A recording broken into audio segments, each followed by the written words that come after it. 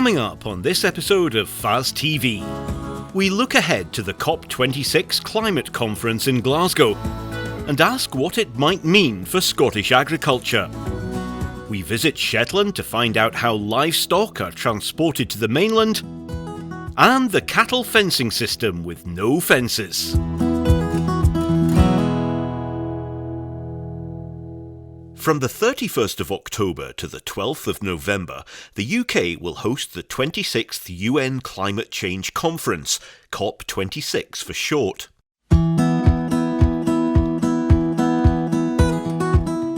Farming and land-based industries will play a central part in the reduction of emissions and increased carbon sequestration. It's a great opportunity to showcase Scotland on the global stage, but what does the conference mean for Scottish agriculture? Although COP26 is a global conference and the impacts that any agreement that comes out of COP26 will have global consequences, it will still have an impact on day-to-day farming in Scotland. Agriculture has been under scrutiny for a long time for its greenhouse gas emissions.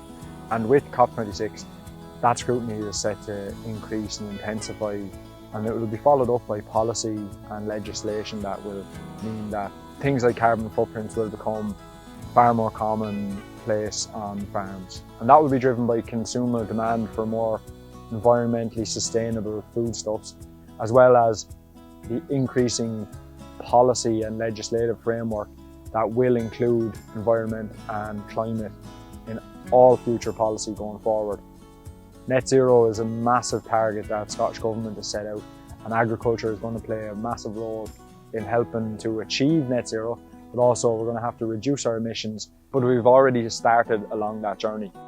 The conference is the largest and most important since 2015, when the Paris Agreement was signed, and will draw attention from all over the world. COP26 will be attended by all United Nations member states, and there will be heads of states, experts, scientists, and many important people negotiating and discussing plans for future mitigation and tackling of climate change. It's the most important conference since 2015 conference, where the Paris Agreement has been signed, committing all signatory countries to reduce global warming by at least 2 degrees Celsius, but at best 1.5 degrees Celsius. It's also a great opportunity to showcase successful and important initiatives, such as Farming for a Better Climate. Farming for a Better Climate has for years been looking at how farmers can improve efficiencies, reduce emissions, whilst maintaining productivity and profitability. The change in the way that we think about how we produce food shouldn't be seen as all negative, and it should be seen as an opportunity for Scotland to become world leaders in environmentally sustainable, low-carbon food going forward. There's so much that farmers can do in Scotland to help to sequester carbon in terms of trees, hedges, restoring peatland, all these different things that give multiple benefits, which is what policy and government need going forward. But also, that's what's required if we are going to tackle the climate change crisis. Heads of states and national organisations will be taking part in the actual negotiations. However, there will be loads of French events taking place in Glasgow and around Glasgow, and also online for anyone to get involved and be part of COP26. For more information, visit ukcop26.org. As COP26 approaches, there's a lot of discussion about what changes can be made to agriculture to reduce its carbon footprint.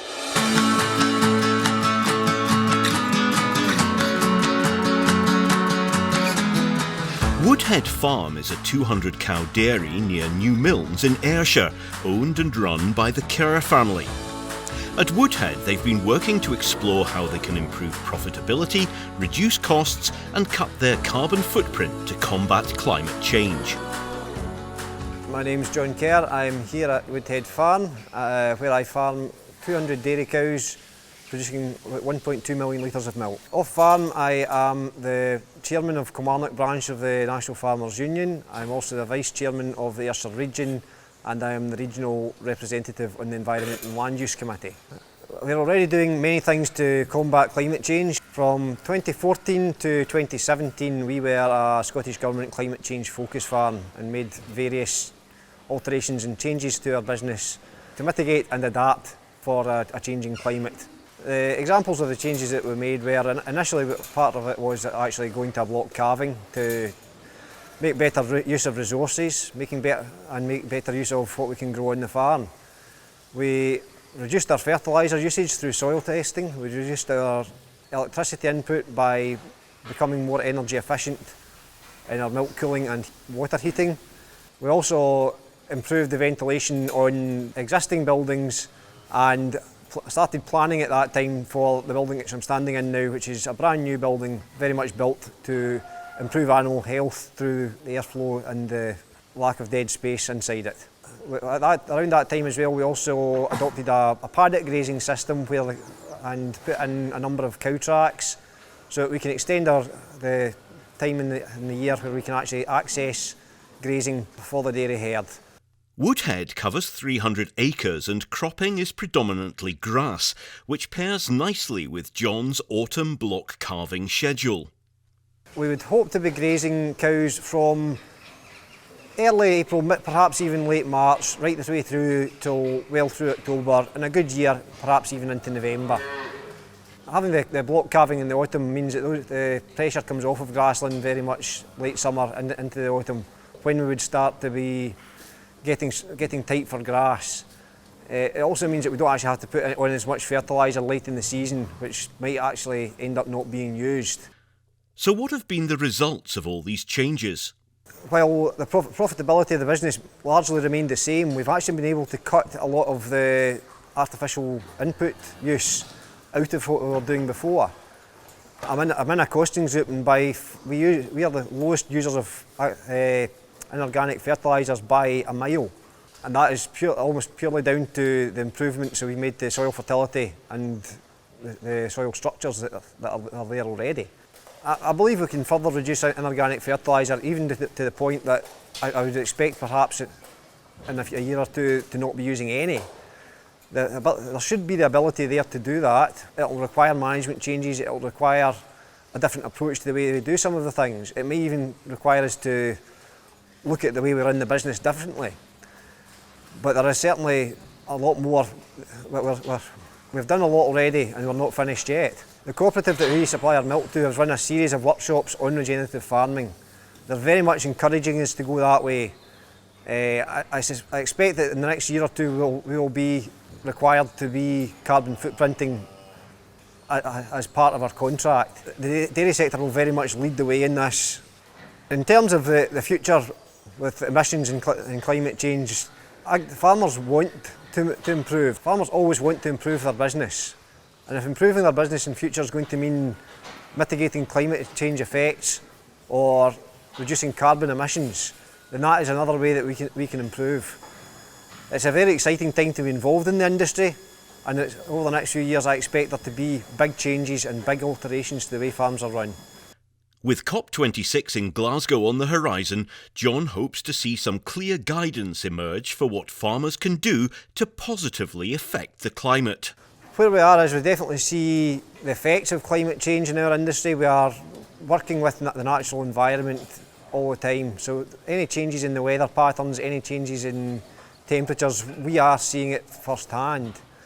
What I'm expecting to see, or hoping to see from COP26 is governmental agreements on where we need to go, because what we need more than anything in our industry is a direction of travel so that we can plan for what we have to do. We have the toolkits there already, we know what we can do, we just need to know that government is actually going to want us to do it. Grazing livestock should actually, if managed properly, sequester carbon into the soil and into the soil structure. And it's one of the very exciting things that I think is going to happen over the next few years is a more regenerative approach to grazing and cattle management, where we'll use more different species of plants to put carbon deeper into the soil and hopefully not only mitigate what we are emitting, but actually go beyond the stage of net zero.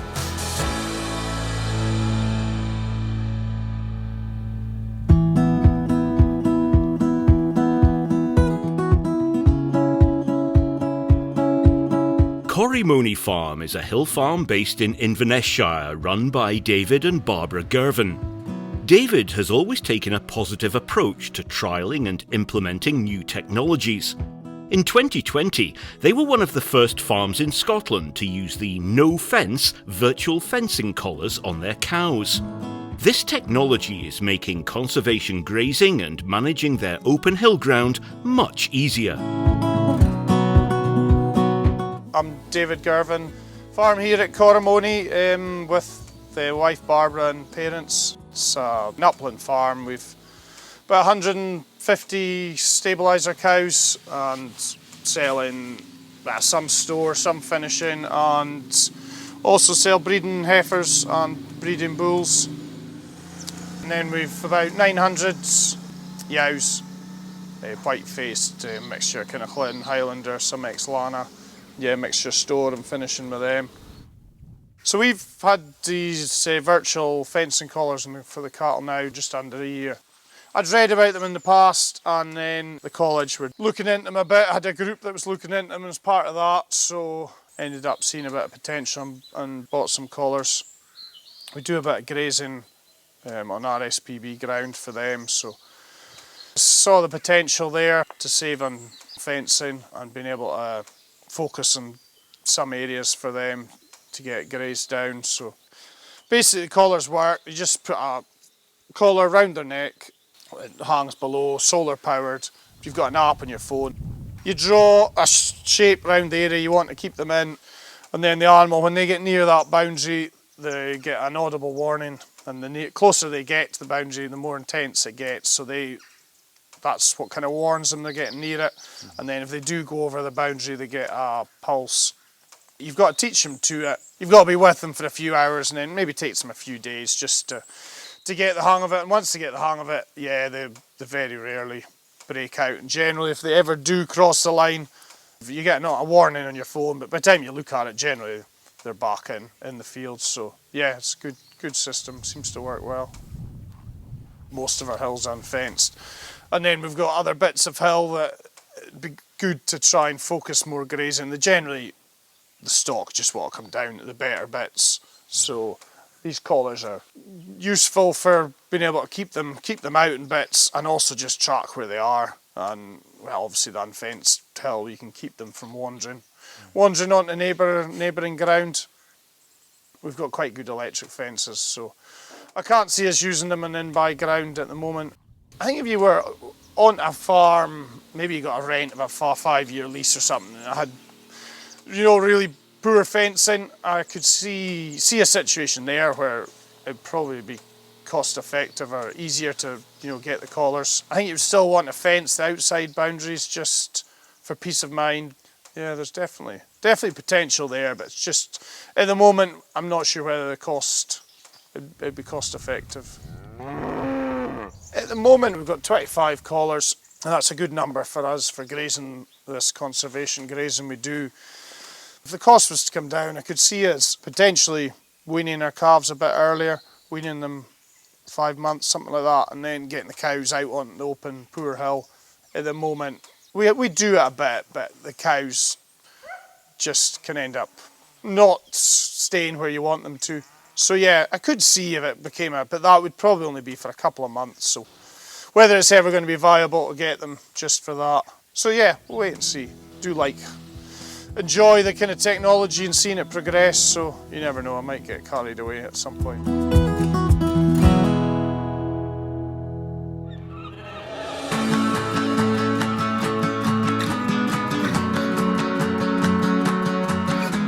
Now we head north to Shetland, where we take a look at how cattle and sheep are transported from the island to mainland Scotland.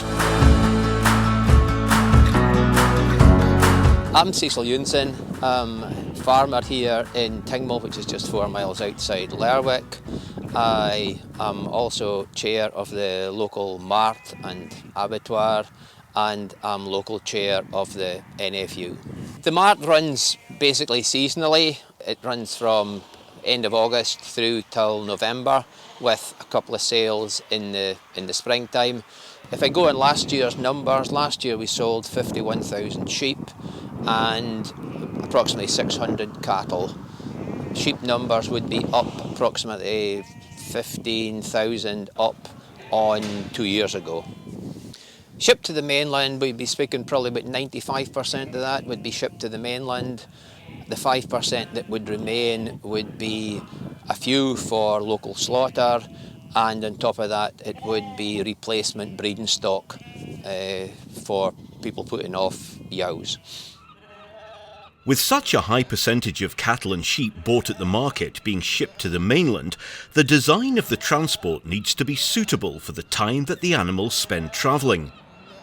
The present system is, in all fairness, is a new system. It's been in existence for 14, 15 years. Considerable time, effort and work went into designing the system that we have. It's a cassette system of 2 floors, ground like in first floor. It's a rigid container, so it's not sprung like say an Arctic trailer or a Ivor Williams trailer, and it's tied down to the deck on the boat. So apart from the boat movement, there's no double movement on the container.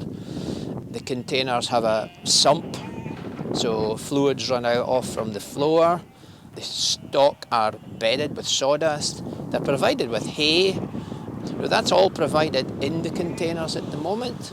And our experience is that these sheep, since we've used this, are arriving in Aberdeen, are arriving at farms south in the best of condition.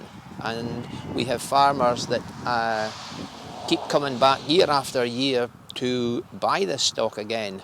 Simply, if the stock was arriving unhealthy or in poor condition after the boat trip, they just certainly wouldn't be back. But we have numerous buyers who come back year after year. Recently, a new consultation on live animal exports has taken place, which has focused on animal welfare in transit, both on land and on the sea. There is no evidence to say that there has been a problem. You know, our record on the boats as far as casualty or deaths, the percentage is minute, absolutely minute for the numbers that are shipped. You know, we would suggest that the containers they're going out in, the conditions they're going out in, it's very similar, apart from the boat's movement, it's very similar to housing animals. And the other big item that has to be mentioned is that these are ocean-going ships. To find out more, please visit fas.scot.